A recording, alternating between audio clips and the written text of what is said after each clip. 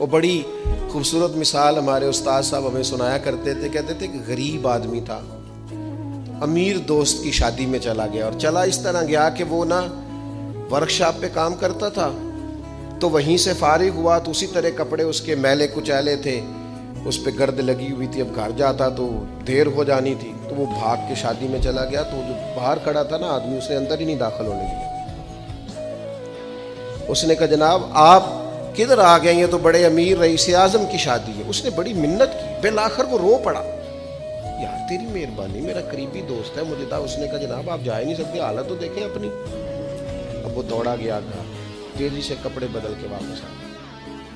شادی بالکل اینڈ پہ ہو چکی تھی. اب جب وہ سوٹ بوٹ اور وہ مایا شایا اور وہ جناب اس کا لباس بڑا حسین, تب اس کے لیے خود سے دروازہ کھولا گیا. وہ اندر گیا تو ساتھ رو رہا ہے, اور ساتھ وہ ڈونگا لے کے نا سالن والا برتن, تو اس میں کبھی اپنا کرتا ڈالتا ہے, کبھی اپنا بازو ڈالتا ہے کرتے کا.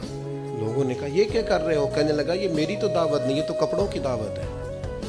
اگر میری دعوت ہوتی تو میں تو پہلے بھی آیا تھا, اسی شکل و صورت کے ساتھ آیا, لیکن مجھے اندر گھسنے نہیں دیا. میری غربت نے کیا مجھ کو زمانے میں بدنام, تیری دولت نے تیرے عیب چھپا رکھے. تو یہ تو ان کپڑوں کی دعوت ہے, میرے کپڑے بہترین پہنے ہیں تو مجھے گھسنے دیا ہے, لہذا کپڑے ہی روٹی کھائیں گے. میں روٹی اذیت دی جاتی ہے, تکلیف دی جاتی ہے, آزمائش میں مبتلا کیا جاتا ہے. ایسے ایسے کھانوں کے نام لیے جاتے ہیں جو غریبوں کے ہاں پکتے نہیں.